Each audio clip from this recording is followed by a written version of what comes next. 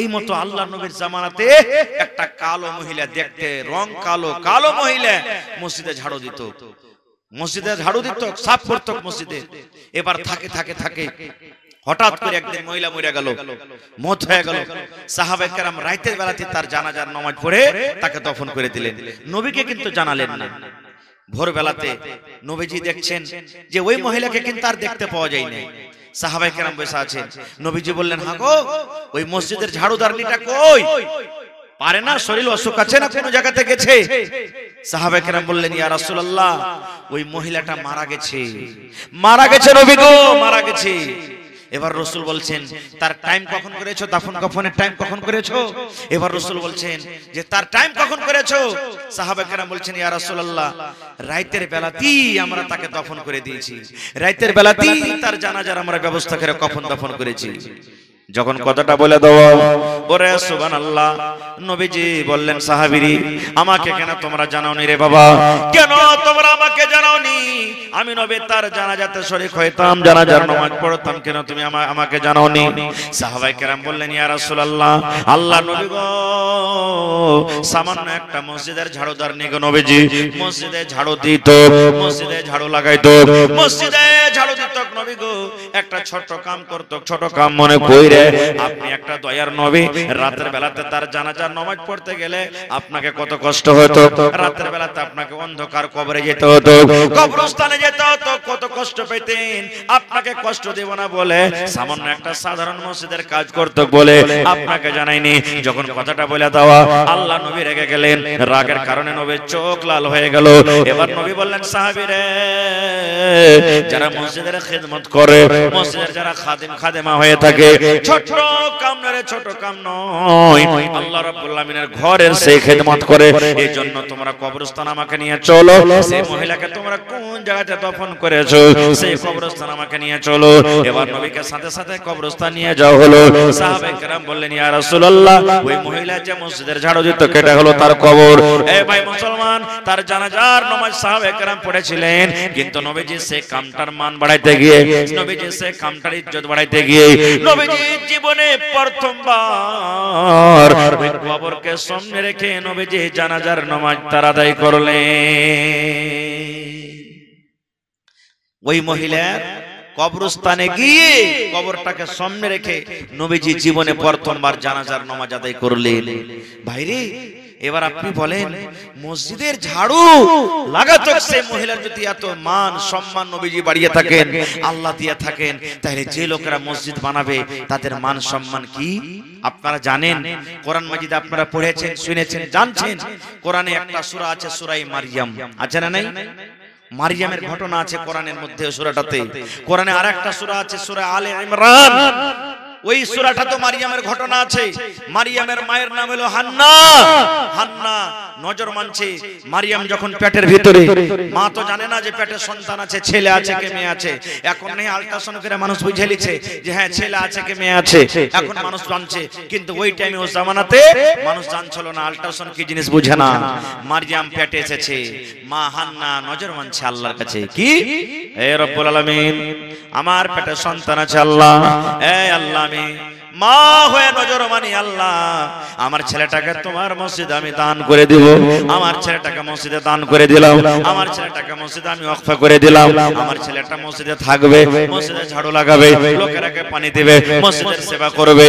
আল্লাহ জি, আমি তোমার রাহি, আমার ছেলেটাকে তোমার ঘরের জন্য আমি দান করে দিলাম।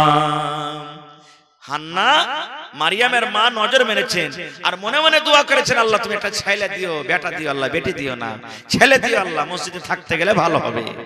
কিন্তু আল্লাহর কারিশমা দেখেন, যখন দুনিয়াতে জন্ম নিয়েছে, যে একটা ছেলে না হয় মেয়ে, মেয়ে জন্মগ্রহণ করছে। মারিয়ামের মার মন খারাপ, আল্লাহ আমি তো বলেছিলাম যে আল্লাহ তুমি একটা ছেলে দিও, মসজিদে দিব আল্লাহ, কিন্তু তুমি বেটি দিলে, আল্লাহ বেটি ছেলেকে কেমন করে দিবা মসজিদে? এই বড় হবে, সাবালিকা হবে, মাসে মাসে 3 দিন 4 দিন করে নামাজ পড়তে পারবে না, মসজিদে যেতে পারবে না, ঝাড়ু লাগাতে পারবে না, ঢুকতে পারবে না, আল্লাহ কেমন করে কি করব? আল্লাহ কেন তুমি মেয়ে দিলে, ছেলে কেন দিলে না? রে মুসলমান ভাই, এবার আল্লাহ তাবারাক ওয়া তাআলা ডাক দিয়ে বলছেন মারিয়ামের মা রে, এ মারিয়ামের মা হান্নাহ তুই শোন, তোর বেটি বাড়িতে হয়েছে, খবরদার মন খারাপ করিস না রে মারিয়ামের মা। আমি আল্লাহ রাব্বুল আলামিন এই তোর বেটির নাম মারিয়াম রাখলাম, মারিয়াম রাখলাম রে, তোর বেটিকে তুই মারিয়াম বলে ডাকবি, আমি আল্লাহ তার নাম মারিয়াম রাখলাম। এবার শোন রে মারিয়ামের মা, এ হান্নাহ তুই শোন, তোর বাড়িতে মেয়ে হয়েছে বলে তুই মন খারাপ করিস না, এই তোর বেটিটাকে তুই যা মসজিদে তুই দান করে দে, মসজিদে তুই ওয়াকফ করে দে, যা তোর ছেলের একটা কাজ করবি, যা যা যা তুই দিয়ে দে মসজিদে, যা তুই মসজিদে দিয়ে দে। মারিয়ামের মা, এই তোর ছেলে মেয়েটা মারিয়াম ওই দেবীনগর গ্রামে যে মারিয়াম আছে ওই মারিয়ামের মতো মারিয়াম নয় রে, বেগমপুর গ্রামে যেটা মারিয়াম আছে ওই মারিয়ামের মতো মারিয়াম নাই রে, হাসালে করতে দেয় মারিয়াম আছে ওই মারিয়ামের মতো মারিয়াম নাই রে, কাছের এলাকাতে যে মারিয়াম নাম আছে ওই মারিয়ামের মতো মারিয়াম নয়, তোর মেয়েটি মারিয়াম একটা আলাদা ধরনের মারিয়াম। মারিয়ামের মা হান্নাহ তুমি শোনো, তুমি মন খারাপ করিও না, তোমার এই কলেজার টুকরা মারিয়ামকে তুমি মসজিদে দিয়ে দাও। কোন মসজিদ? যে জায়গাতে এখন লড়াই চলছে, যুদ্ধ চলছে, ফিলিস্তিনের মসজিদে, বাইতুল মসজিদ আকসাতে। সুবহানাল্লাহ। মারিয়াম একটু বড় হলো, তাকে দিয়ে দিলেন মসজিদে। আর মসজিদের ওই ইমাম কে ছিলেন জানেন? মারিয়ামের খালু জাকারিয়া আলাইহিস সালাম, এটা নবী একজন ছিলেন, ওটা হলো মারিয়ামের খালু। যখন মসজিদে দিয়ে দিলেন মারিয়ামকে, এবার মসজিদের খাবার দেওয়ার ব্যবস্থা করতে হবে। কে মারিয়ামকে খাইতে দিবে? মাদ্রাসাতে যখন মাদ্রাসা খোলে জাগির লাগে, মারিয়ামকে কে খাইতে দিবে? নমাজিরা যত নমাজ পড়ছেন সব বলছেন যে আমি মারিয়ামকে রাখবো, ও বলছেন আমি মারিয়ামকে রাখবো, ও বলছে না মারিয়ামের জায়গায় আমার বাড়িতে হবে, সবাই টানাটানি করছে।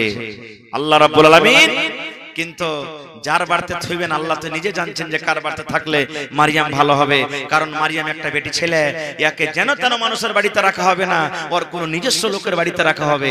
এবার যদি খালু যদি বলে যে আমাকে মারিয়ামকে দিয়ে দে, তো তার দোষ হইতে পারে যে ওরা এটা সাড়ু বেটি, তার লাগে বলছে আমাকে দিয়ে দে না, কি করতে হবে? আল্লাহ রাব্বুল আলামিন একটা ব্যবস্থা করে দিলেন। জাকারিয়া নবীকে বলছেন, নবী গো, তুমি তোমার যত মুসাল্লিগুন আছেন সবাইকে ছোট ছোট করে একটা তোমরা পাটখড়ি কাটতে বলো, বাতি কাটতে বলো, পাটখড়ি কাটতে বলো, এক হাতে লম্বা লম্বা করে পাটখড়ি কাটবে।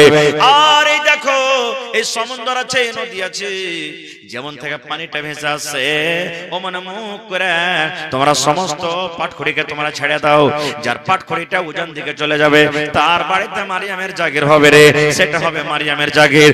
আর যার পাটখড়ি ভাটো থেকে ভেসে চলে যাবে তার বাড়িতে কিন্তু মারিয়ামের জাগির হবে না।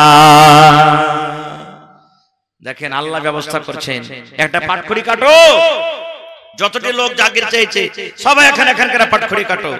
যতটি লোক জাগির চাইলেন সব পাটখড়ি কাটলেন। এবারে ওই পাটখড়ি কটাকে একটা নিয়ে বলছে নিজের নিজের পাটখড়িকে তোমরা সমুদ্রে ছাড়ো, এমন থেকে পানি আসছে এদিকে মুখ করে ছাড়ো। আপনারা বলেন পাটখড়ি কোন দিকে ভেসে যাবে ভাই?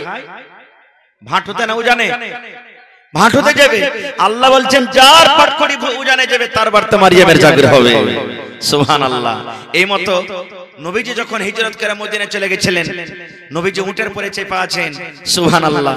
ও সাহাবী বলছেন হুজুর আমার বাড়িতে জাগিরলেন, ও সাহাবী বলছেন হুজুর আমার বাড়িতে জাগিরলেন, ও সাহাবী বলছেন হুজুর আমার বাড়িতে জাগিরলেন। আল্লাহ রাসূল বলছেন যার বাড়িতে আমি জাগির নেব তার লাগা ভালো, আর যার বাড়িতে জাগির হবে না তার মন খারাপ হবে না, হবে না?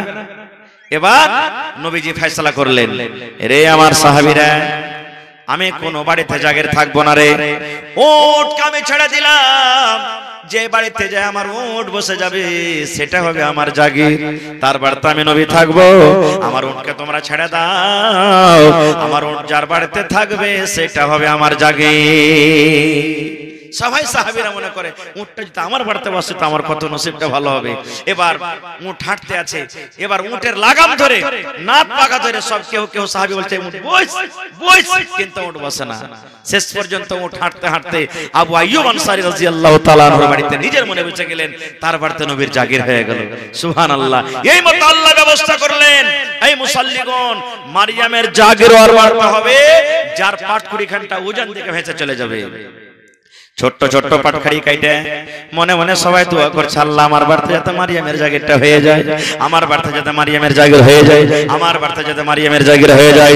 ওরে সুবহানাল্লাহ। যেমনই ওই পাটখড়িকে কেটে সমুদ্রে ছেড়ে দেওয়া, সমস্ত মানুষের পাটখড়ি ভাঁটো দিকে যেতে লাগলো। আর আল্লাহ তাবারক ওয়া তাআলার নবী হযরত জাকারিয়া আলাইহিস সালাম, যেটা হলো মারিয়ামের খালু, ওই জাকারিয়া নবীর পাটখড়ি কিন্তু ওজান দিকে চলে গেল। আল্লাহ আদেশ করলেন, মারিয়াম রে, তোমার জাগির হবে বাইতুল মুকাদ্দাসে, এই ফিলিস্তিনের মাটিতে তোমার জাগির হবে তোমার খালুর বাড়িতে, তোমার খালুর বাড়িতে তোমার জাগির হবে। লম্বা ঘটনা ভাই, ঘটনার দিকে আমি যাব না। শেষ কথা, মসজিদের পাশে একটা ঘর বানিয়ে দেওয়া হলো, ওই ঘরের ভিতরে মারিয়াম থাকতে লাগলো। মারিয়ামের কাজ কি? এ মায়েরা খালারা, মারিয়ামের কাজ কি? যখন নামাজের টাইম হতো মারিয়াম মসজিদ ঝাড় দিয়ে দিত, নামাজ যারা পড়িতে আসে বদনা বজ করে করে পানি দিত, মসজিদে ঝুলমুল হতে গেলে মসজিদ সাফ করত, সমস্ত দেখাশোনা মারিয়াম করতে লাগলো। ওরে আল্লাহ, এবার জাকারিয়া নবী মাঝে মাঝে মাঝে মাঝে ওই সাড়ো বেটি মারিয়ামকে দেখতে যেতেন। যেমনই ঘরের ভিতরে যেত, ঘরের ভিতরে যেমন ঢোকা, আল্লাহ রাব্বুল আলামিন কোরআনে বলেন, ওই টাইমে দেখতো কোন কোন টাইমে মারিয়ামের ঘরের ভিতরে আঙ্গুর রাখা আছে, কোন কোন টাইমে খাজুর রাখা আছে, কোন কোন টাইমে নারিয়াল রাখা আছে, কোন কোন টাইমে সেব রাখা আছে। ওই বন্ধুরে এমন এমন ফল রাখা থাকতো যে সময়তে যেই টাইমে ওই বাইতুল মুকাদ্দাসের জমিতে ফিলিস্তিনের মাটিতে ওগুলা ফল পাওয়া যেত না। এখন যদি এমন কোন ফল আছে যেটা পাওয়া যায় না, এখন বইয়ের পাওয়া যাচ্ছে কি? পাওয়া যাবে না। এবার যদি আচানক যদি বাড়তে যদি আপনি দেখেন যে বই রাখা আছে, তো বাড়তে জিজ্ঞাসা করবেন না যে বাড়তে বইয়ের কোনটা পালি রে? করবেন না, করবেন না? এরকমই জাকারিয়া নবী যাইতেন সাড়ু বেটির ঘরে, মারিয়ামের ঘরে বিভিন্ন রকমের ফল দেখতে পেত। এবার তখন একদিন জিজ্ঞাসা করছেন, এ মারিয়াম, তুমি কোনটা পেলে বেটি রে? কে তোমাকে দিলে এগুলা ফল? এখন তো ফলের মৌসুম নয়, কে তোমাকে ফল এগুলা দিলে? এ মারিয়াম, কে তোমাকে ফল দিলি? গ্রামের কোন লোক তো তোমাকে দিতে আসেনি, কারণ তোমার জাগের তো আমার বাড়িতে আছে, আর আমি তোমাকে এগুলা ফল দিয়ে যাইনি। আর আমিও ফল এগুলা কোথায় পাবো? আমাদের এলাকাতে এগুলা ফল এখন হয় না, ফল পাওয়া যায় না, তো তুমি কোথায় পেলে ফল? এবার মারিয়াম কে বলছেন? আল্লাহুস সামাদ। মারিয়াম বলছেন, খালু গো, আন্না লাকে হাযা মিন ইনদিল্লাহি। বলছেন মারিয়াম, খালু গো, এই ফল আল্লাহ রাব্বুল আলামিনের পক্ষ থেকে আল্লাহ আমাকে দান করেন, আল্লাহ রাব্বুল আলামিন আমাকে দেন, আল্লাহর পক্ষ থেকে আমার কাছে ফল আছে। আর আল্লাহ রাব্বুল আলামিন যাকে ইচ্ছা বিনা হিসাবে কিতাবে আল্লাহ তাকে রোজি দান করেন। আজ দোকান চলে গেছেন, কাস্টমার আসে না, কাস্টমার আসে না, আফসোস করে বসে আছেন। হঠাৎ করে কোন দিক থেকে কাস্টমার চলে এলো, সুবহানাল্লাহ, সারা দিন বেঁচে যা না হইলো এখন রাত আপনার হয়ে গেল। মনে মনে আফসোস করছেন, আল্লাহ রে, আজ পর্যন্ত একটা কোনো হবে না, কাজ পাওয়া যাবে না, আল্লাহ কাজ পাওয়া যাবে না। বাড়িতে বসে আছেন, কোনো কাজ নাই, এমন কোন অফার এলো, সুবহানাল্লাহ, আপনার কাজে কিন্তু আল্লাহ রাব্বুল আলামিন লস দিলেন না, ফায়দা হয়ে গেল। আল্লাহ রাব্বুল আলামিন যাকে ইচ্ছা করেন বিনা হিসাব কিতাবে আল্লাহ রোজি দান করেন। যখন মারিয়াম বলে দিলেন যে এটা কোন ফলটা কার তরফ থেকে এসেছে, জোরে বলেন, আল্লাহর তরফ থেকে, তখন জাকারিয়া নবীর কিন্তু একটা সন্তান হয়নি। মাথার চুল পেকে গেছে, চোখ ঝাপসা, চামড়া জড়ো হয়ে গেছে, পুড়িয়ে গেছেন মাথার চুল পেকে, একটাও কিন্তু সন্তান হয়নি। এবার জাকারিয়া নবী বলছেন যে আল্লাহ, মারিয়ামকে যদি তুমি ফল খাইতে দিতে পারো, যে ফল এখনকার মৌসুমে পাওয়া যায় না, তাও তুমি দিচ্ছ ওকে। এখনকার মৌসুমে যে ফল মারিয়ামকে দিয়েছো, এই ফলটা তো এখন এলাকাতে পাওয়া যায় না, ফলের মৌসুম হলো এটা, তবু আল্লাহ তুমি ফল দিয়েছো তাকে। তা আমি বুড়ালছি তো কি হলো, আল্লাহ তুমি এই বয়সে কি হাকে সন্তান দিবে না? হিম্মত বেড়ে গেল। এবার কি করলেন? সূরা মারিয়াম খুলে দেখবেন, সুবহানাল্লাহ। এবার জাকারিয়া নবী মসজিদে চলে গেলেন। মসজিদে যে জায়গাটাতে ইমাম সাহেব নামাজ পড়েন ওকে কি বলেন? কি বলেন? ইমাম সাহেব যে জায়গাতে নামাজ পড়েন মেহরাব বলেন না? মেহরাব চিনেন? সুবহানাল্লাহ। জাকারিয়া নবী আল্লাহ রাব্বুল আলামিনের দরবারে দুহাত তুলে দিলেন, আল্লাহকে বলছেন, আল্লাহ, মারিয়ামকে তুমি বিনা মৌসুমের ফল দিতে পারো আল্লাহ। আমি বুড়িয়ে গেছি, মাথার চুল পেকে গেছে, এখনো কিন্তু আমার সন্তান হয়নি। আল্লাহ জি, আমার স্ত্রী পাঁচ হয়ে আছে, আল্লাহ সে বুড়িয়ে গেছে। আল্লাহ তোমার দরবারে আমি জাকারিয়া নবী দোয়া করি, আল্লাহ এই বুড়াতে কালে তুমি আমাকে একটা সন্তান দান করো। যেমন কথাটা বলা, ওরে সুবহানাল্লাহ, আল্লাহ রাব্বুল আলামিন ওহী দান করে দিলেন, ও জাকারিয়া নবী, আমি আল্লাহ তোমার দোয়াকে কবুল করে নিলাম, কবুল করে নিলাম। যাও, আমি আল্লাহ রাব্বুল আলামিন তোমাকে একটা সন্তান দান করলাম, যে সন্তানের নাম আমি রাখলাম ইয়াহইয়া, আর সেই ইয়াহইয়া সেই কিন্তু নবী হবে। যাও, আমি তোমাকে সেটা নবী দান করলাম। ভাইরে, বলার মেলায় কথা আছে, মারিয়ামের ঘটনাটা বলতে গেলে আরো সময় লাগবে, আমি ওদিকে যাব না। আল্লাহ বাঁচিয়ে রাখি, ইনশাআল্লাহ করে দিন বলবো। তবে আমার ভাইয়েরা,